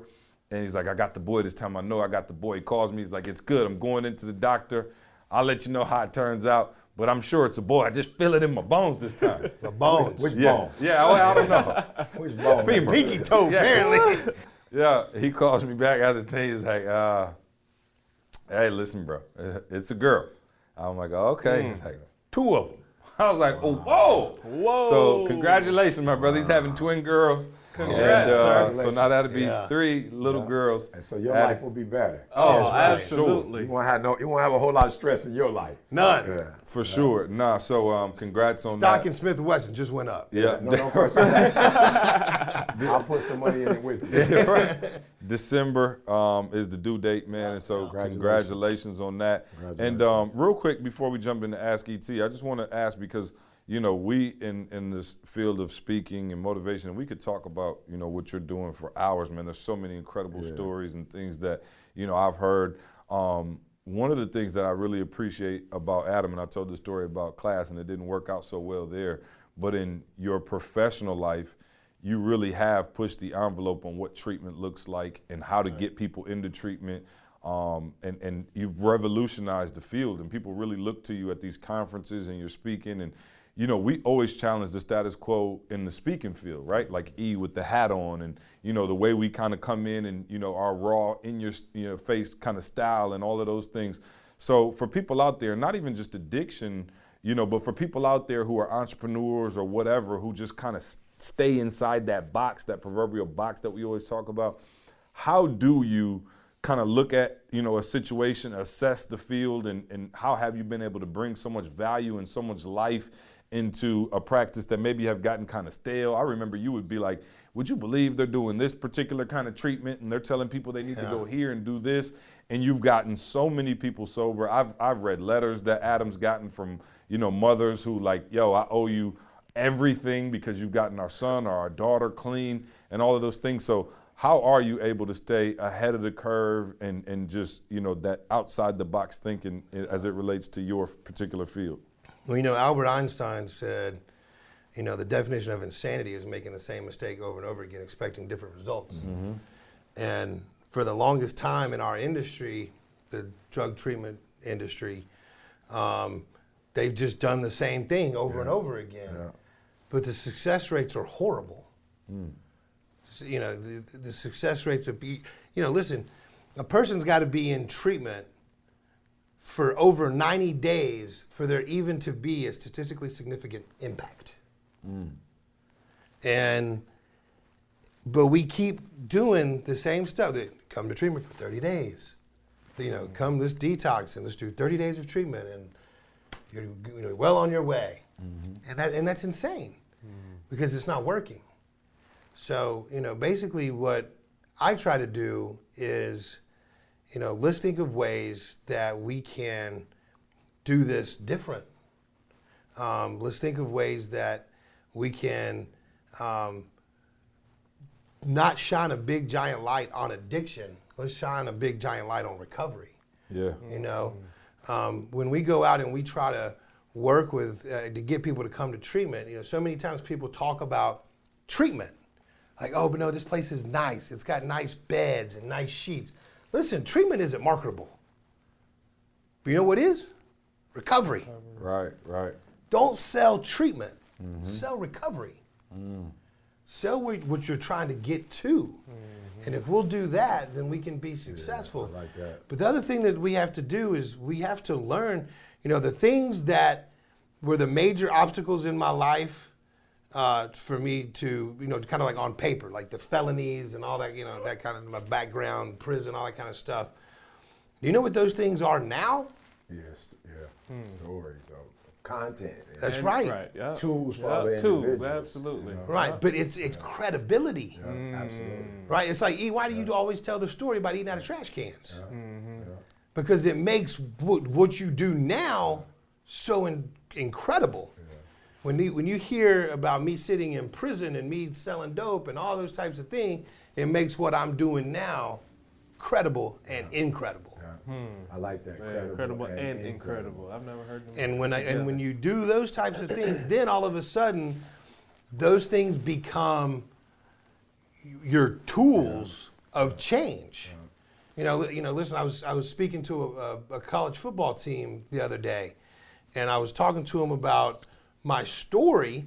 And when I start off and I'm telling my story, they're kind of engaged, but they're like, I don't really know who this guy is. But when I started talking about like prison, all of a sudden people's ears perk up, right? And now they're hanging on every word. And by the time I get to the end of my talk, like these guys are like in it to win it. They're lining up to shake my hand. Because like all of a sudden there was a connection. Absolutely, that's what it is. And there has to be a connection in this industry. We can't just line people up, treat them as usual, cookie cutter type stuff. It's got to be individualized. We've got to sell a story. We've got to connect with people, and we've got to sell them on where they can go.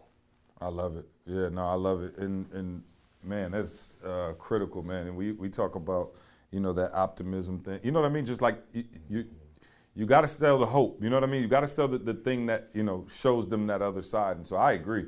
And I love it, man. And that's why, I've, just been admiring your work for, so long. You know what I mean? We went to school together and, we just keep up regularly. And I see all the, groundbreaking things that you're doing and the success stories and, just person after person that, it thanks you for all your hard work and what you've done to get their child sober or to get them sober. And, Yeah, it's an important work. Yeah, no, it's super important. And like you said, unfortunately, it's not going anywhere. That we see the rise in the heroin thing. And, I recently had a family member, my cousin who I told you her husband, died of an overdose, on the couch, you know what I mean? And just tragic stuff, you know what I mean? And hard stuff to deal with. And, I thank you for, getting clean and staying clean and doing this work now. A resource for us. Yeah, of course. So, I'm blessed that we got, I work for a company, Bradford Health Services, and we have different facilities that do different things and offer different lengths of stay. But, we talk about that 30-day model, and, luckily we've got the Reprieve, which is for young people. And this is I get to go in there and see these guys. We have a men's and a women's, but they're there for a year. We get them for a year. And to watch that change, that process change, and we do, once we get the drugs out of the system and people start to, the lights start coming back on again, then we can work with them on academic readiness, career development. We get to do these things because the most, I know we're running low on time, but the most important thing that a person in recovery can do is build their what we call recovery capital. People ask like, do you ever think about using anymore? Not really. 16 years, I haven't thought about using in a long time. But one of the reasons is because I've built so much recovery capital in my life. My wife, my children, my job, my career, my relationships with people like you guys. All of that is recovery capital. And if I use, I lose it. So it's a whole lot easier to not use when I establish this recovery capital. So if we can help these people, particularly the young people, build recovery capital, and then it starts to make using you got more to lose. Look a lot less attractive. Yeah, of course. No, I got you, man, and that's man, it's heavy stuff, man. I wish we could talk about it forever. We definitely will have you back on to talk more about it. I was going to ask you, how come we never had Adam on before? Yeah, no. Well, I wanted to make sure it was right, the right timing, and the whole thing. So we'll get Adam back on and take your questions. Like I said, guys, I know I have tons of people, in my family and friends, who are, addicted to substance, who have had issues with, substance abuse and those kind of things. And anytime we can bring somebody of, Adam's ilk to the podcast to kind of shed a light on what's going on and how you can help folks and, just take, what is, an epidemic, and try to do something about it. I think we're good. So speaking of health, Organifi is a sponsor of this podcast, man. We want to shout out to Organifi. The green juice powder is just going crazy right now, Carl. I see a bunch of our BU family Everybody on it. Everybody's on it. Everybody's feeling good. Adam, we'll make sure we get you some before Everybody's you get out ready, of here. Adam. Yeah, Very yeah. regular. Yeah. Get No, ready. no, no. Very Yeah. regular. You get ready. No, the Organifi. Consistent. I'm sorry. Yeah, I did not make the same mistake. I brought it with me, so when we were in Ooh, Philly, if New not, York, I I had had you. it. Yeah, I had Yeah, it. I got it. I you got know. red, orange, green. Yeah. No, you got all you got all of them. Yeah, the red juice is definitely going in, man. So for those of you who've been listening to the podcast for a while now, you know Organifi is, something that we live by these days. Organifi, go to Organifi.com. That's ORGANIFI, Organifi.com. Use the promo code SUCCESS so you can get 20% off your order. And try it out, man. Let us know what you think. We got a bunch of people that are writing us in every day saying, hey, thanks for the Organifi. I feel better. I put the energy drinks down. I don't even drink coffee anymore. I'm just on the Organifi. And so, we shout out to you guys for not only going to check it out, but writing us and telling us what you think about it. All right, E, let's jump into a couple questions here so we can get out of here and get to our game changers. Our speakers are in the building. I see them over there. They're ready. They're hungry. We're going to have a great day today. Real quick, Mike in Rhode Island said, E.T., which one of your habits do you most contribute to your success? Just consistency. Attribute. Sorry. Consistency. Just wake up every morning at 3 o'clock. You know what I'm saying? Just consistency. That's the one I think, Adam, you talked about before with, for each negative, to your credit score with drugs, with degrees. And I feel the same way in terms of capital. Waking up every day for me at 3 o'clock in the morning, it's like, yeah, whatever. So, yeah, which is why I'm loving the 100-day challenge because it's crazy, Adam. I'm putting up way better numbers in terms of running and walking, like consistently 8, 9. I did 16 miles the other day, 40,000 steps. Never happened before. But it's like I'm just doing a little every day. Did you do like I'm anything else that day? I'm not. I'm not. It's funny. I met with Rob, our guy Rob. Rob was like, and I was like, yo, this is crazy. Rob was like, yo, E, let's go. I'm like, bet. First thing was, where can we do breakfast? And I'm like, bro, why are we sitting down for an hour? I said, just put your shoes on. You go eat when you want to. I go eat when I want to. Right. I'm not even hungry. Right. I'm not even hungry, bro. 6 o'clock in the morning. And we walked, literally. We had a 2-hour meeting. And we walked, and he was like, yo, E, I got 11,000 steps. I'm like, absolutely. And we just walked around Philly. And I also told him this. I said, you know what? I'm learning about the walking meetings. They're really more in depth because when you sit down, whether you know it or not, you're stagnant. You're static. So the conversations are semi-static. When you walk in fresh air, moving, I was like, Rob, our conversation, we ain't never had no conversation like this before. So yeah, the consistency, man, is my thing. Luke in Seattle said, who's the most sensitive member of the podcast? Sensitive? Yeah, What definitely. do you define I sensitive? won't answer that, but I Definitely. think I know who it is. Sensitive. I won't Define answer. sensitive first. Who you say, Carl? But when you say, define That's what I'm saying. sensitive. Define sensitive. Hey, y'all keep asking for amendments. Okay, so questions. I'm just saying, this is what I took. Yeah. I took as sensitive as the person that's more like, Yeah. not sensitive as if you say something to me. Yeah, so Yeah, 'cause it could in go both. either way. Okay, Okay. so Carl is the most. No, Carl. Which one is Carl? Which one am I? Maybe we don't know each other well enough. I can tell you who's not the most sensitive. No doubt. That wasn't the question. Yeah, we can narrow it down that way. Liam in the UK said, have any of you ever had a near-death experience? Every time I ride in the car with E, he driving. Yeah, I'd say, Didi almost had one with the fire. I don't know that. Oh, yeah, you almost burnt the house down. Yeah. Yeah. You never had one? Not that I can recall, no. I had a couple car accidents.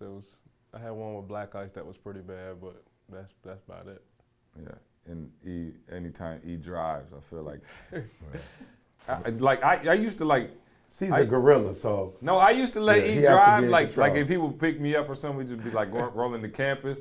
It's like 5 minutes, and I didn't want to be like, yo, it's right up the street. Let me. So, He's but a now control freak. he pulls up in the driveway and just put it in park and walk. I'm just saying, I say he's a control freak because everybody else get in the car with me and they never. That Carl ain't never true. drives. Carl ain't ain't never asked Because to Carl drive. can't necessarily whip either.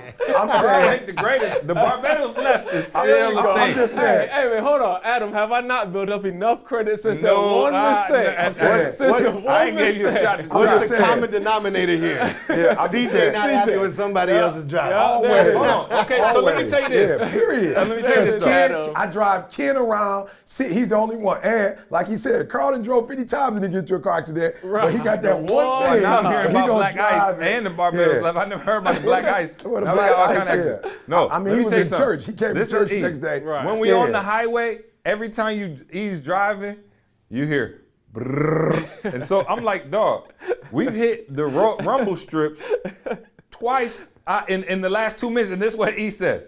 Oh, that's what they there for, to remind you to I'm get just saying, over. I ain't got into no accident, but I'm saying we in London. He got a problem with my man driving. Oh, for like, sure. He got a problem with everybody. The Oh, only yeah. person he don't. My man on the is wrong side of the street, I'm not feeling that. I got sick. So I'm saying I it got has sick. nothing to do with got a Eric common Thomas. denominator. Is he had and he don't want to say it. Everybody's been talking about their animals. He is a gorilla. He needs to be in control. It's bottom line. So he makes up these good reasons for why he got to be. He just can't admit Because that he when I got to be in don't, control. we end up taking a 3-hour Yeah. walk to a 6-minute walk I'm to just Cheesecake saying, Factory. he can't admit, he cannot admit that he's a control freak. So he'll make up these good reasons for why he has to be in control of everything. It had nothing to do with car, it's the podcast, let's not go there.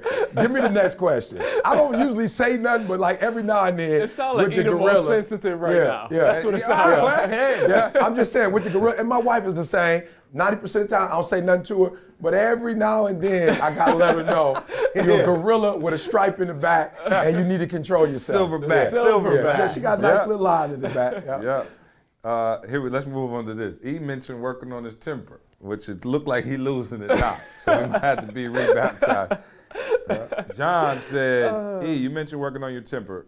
Besides being rebaptized, what steps do you take on a daily to make sure your temper doesn't reemerge? I'm also struggling with the same thing. Well, I wouldn't say it's a daily thing because I don't have a temper.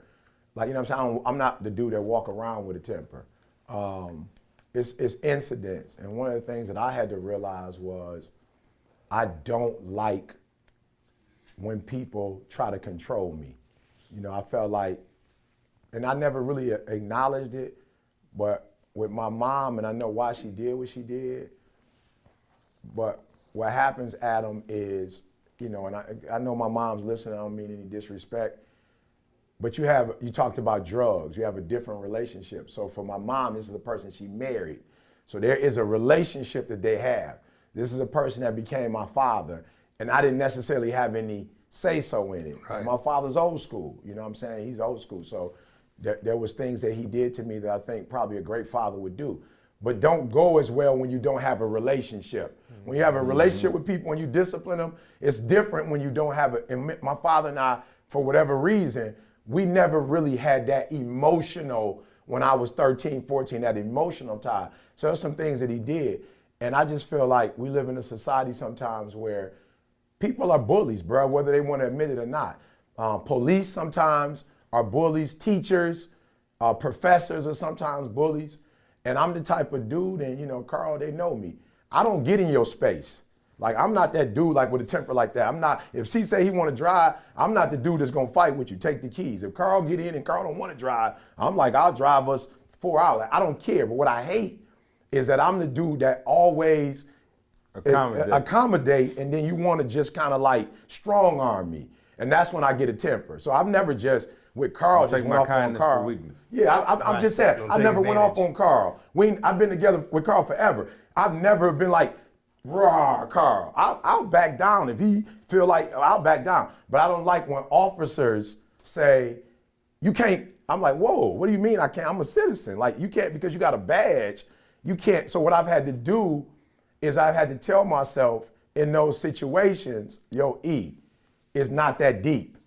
Like, yo, like, just let it go, because what it can become is way worse than if you just leave it alone. But I'm not gonna lie to you and Perspective. tell you that, you know, as a man growing up in this country, you know, the story that changed my life was the story of Emmett Till, where you have an authority figure that can just knock on the door, come take your grandson out, killing and you're not even held accountable. I think my man didn't go to jail for it until he was probably in his late 70s, early 80s. You know, and so I look at people who are accommodating and sometimes they get punked. And I'm just letting folks know, like, don't get it twisted. Like, I'm not going to be disrespectful. I'm not going to hurt nobody. But when in my space, don't try to disrespect me. It's what you said.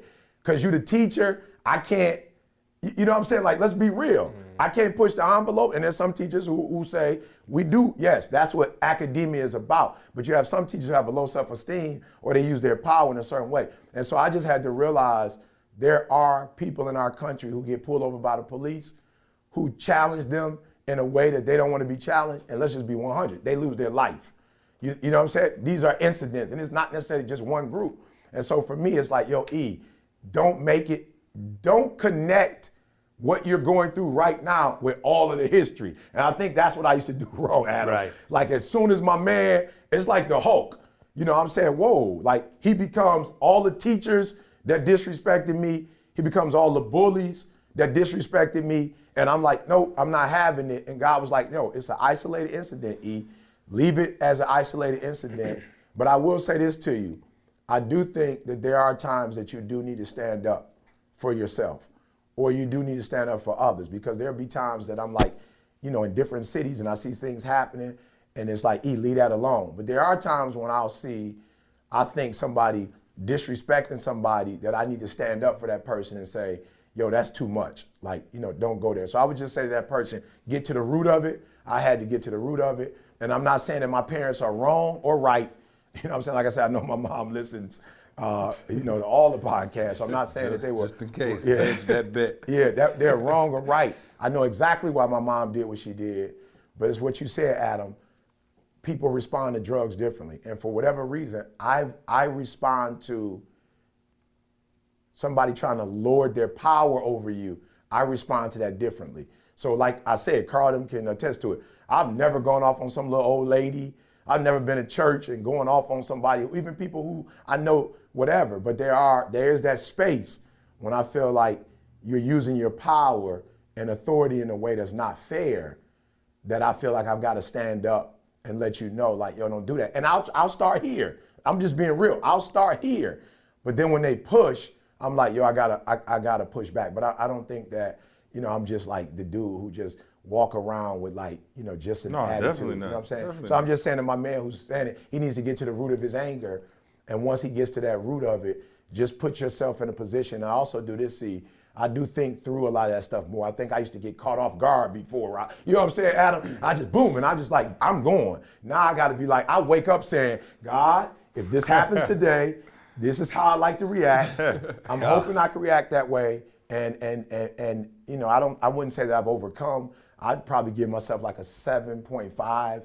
I do know that I start, okay, step 1, that was great, it didn't work. Step 2, we good. But once Adam get to step 3, I have not managed, once we get into that third tier, the dimension, that third dimension, Adam, I'm not strong enough. Once you pull me into the third outer dimension, I just kind of had that out of body experience, you know, so yeah, definitely working on it though. I call it playing the tape all the way through. Yeah. Like, if I react to a certain thing or if a certain thing happens, I have to be prepared in my mind that if I behave a certain way, so you look with drug and alcohol, it's like, if I use, it's gonna feel good in the moment, but if I play that tape all the way through and I watch the end, I know where it's gonna take me because it's taken me. I've seen that movie before. But it's easy to forget the ending when you get caught up on the beginning plot. Sometimes the tape look all right when I'm just No, and I'm saying, and I am saying that though, decent Adam. tape of me just mopping my man up, flick, you know what I talking mean? crazy to me. Yeah, no, but and the reason why I think that what you just said is so important is because I have noticed sometimes in my community that when you do what I do, that humble, whatever, there are people who, Adam, just so ignorant that they try to abuse it. And I've seen sometimes that when I go off and I stand up for myself, that it's better at the end. You know what I'm saying? To me, it's like sometimes going off works. Yeah. But what I don't like about it, Adam, is, and this is why I've had to be cautious, is I don't like what my daughter sees when she sees her father like that. And I know why I got to do it, but my daughter doesn't. And I don't like for my wife to be like, yo, that's so not, because I'm not that dude, Adam, like on a regular basis. Like, I'm not that dude, you know. And so for me, there have been times that I felt like, yo, it does work, because I would hope, like I say about what I learned from my mom, I would hope that with my kids, and you don't want to spoil them and give them too much power, but I would hope that it's like, yo, let's talk it through at least. You know what I'm saying? It's like, yo, Ma, no disrespect, but you just like, this your life, and you threw me in that life and was like, this our life. Right. And I'm like, yo, I at no point that I ever really feel like this was our life. I felt like that's your life. You know what I'm saying? That's something that you enjoyed, but I don't know that I ever caught it. So I do think sometimes, Adam, this is the best way to do it. But as a leader, I also know that you have people who are watching you, and they don't always know like you said, that gray area, Adam. They don't know that gray area. So I'm learning that I have to be cautious, because I am a leader now, and people are watching. But it's still hard. See, to my man, I'm not gonna make it like I got rebaptized and now it's just a yellow brick road. That's not the case for me. And I may be struggling with it forever. Is it addiction, Adam? Maybe gray area. Gray area. Dr. Downs, man, Yes, thank you, my brother. I love you. Appreciate you coming up. Too, man. You know, coming on the podcast, man. And also shout out to Carly. Adam helped me get my master's, but Carly helped E get his PhD. So we would be remiss if we didn't shout out the lovely Carly Downs. Love you too, man. That's the real Dr. Downs. Oh, Yeah, let me tell you that something. is, for sure. She is so, and you know what I love about her? And this is why your specialty and people have to become who they are, because I'll never forget the first thing she saw. She said to me, E.T., she was like, where is the speaking E.T.? She's like, why is he not in here? Right. And I was like, Carly, I didn't know he could be in there, because all the stuff I read, and I don't see it don't sound like that. And she was like, yo, don't let them box you into that's their style of writing. Put that. And she said, Adam, I used to have the same problem with Adam. I'd be like, Adam, why don't I see you? She's like, Eric, I read it, and in terms of you trying to do what they want you to do, I see exactly what you're doing. She said, erase it. I do not see Eric Thomas in here. I want you to throw that paper away. Like, oh, shred it. I can do that. Mispronouncing words and everything. Yeah, and that's what she said. She said, just give it to me raw, and then I'll show you. She'll clean it up. I'll show you how to do it. And I was like, I got it. And even in my speaking now, because of her, I find myself being able to go there, but then being able to still be E.T. in the moment. So yeah, Carly, and you know, I'm always trying to, every moment I get to say thank you to her, I'm trying my hardest to say thank you. So real quick, man, we got people out there who are listening who, you know, may be struggling with, can Adam do the nugget of the day?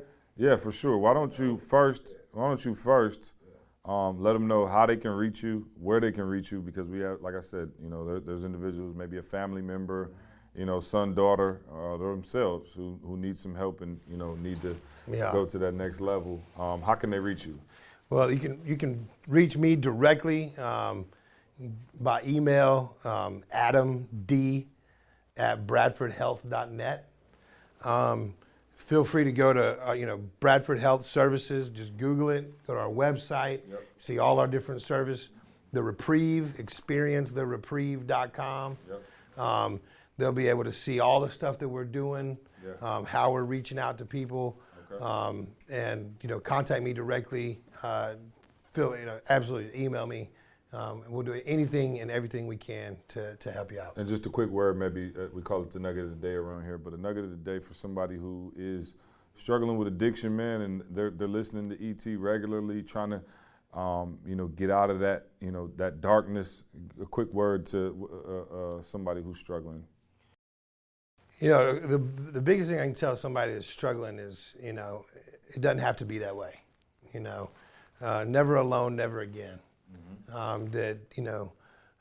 We can do something that you can't do alone, and that there's absolutely hope at the end of this. Like, it's never too late. It's never too late. I don't care if you've been in prison, you've been in hospitals, jails, institutions. If you're breathing, you got a chance. If you're breathing, you can change this. And all I can say about recovery is you cannot possibly fathom how incredible it is. Love it, man. I appreciate you, Dr. Downs. Love you, brother. Hey, man, shout out to everybody listening to the podcast. Go leave us that review on iTunes, man. And yeah, from all of us, man, much love. We'll see you next week. I want you to focus on here right now. Don't you worry about when you get home. You concentrate on this opportunity. You don't worry about tomorrow. You concentrate on this opportunity with all your might, with all your soul, with all Yo, what's up? It's your boy E.T. Look, man, first and foremost, man, I just want to say thank you to everybody out there. Look, we got a special announcement. I know it's a lot going on in the country right now, and on behalf of ETA and the ETA family, you know, we're trying to do our part to bring inspiration and hope. And we've decided, you know, over the last 3 or 4 years that the school system across this country is going to be what we focus on. And so there's so many causes right now. Every single cause, guys, we should give our attention to, you know. But we've picked our spot, you know. We've got to the spot, and we've been trying to help our teachers here. Look, let's just be honest.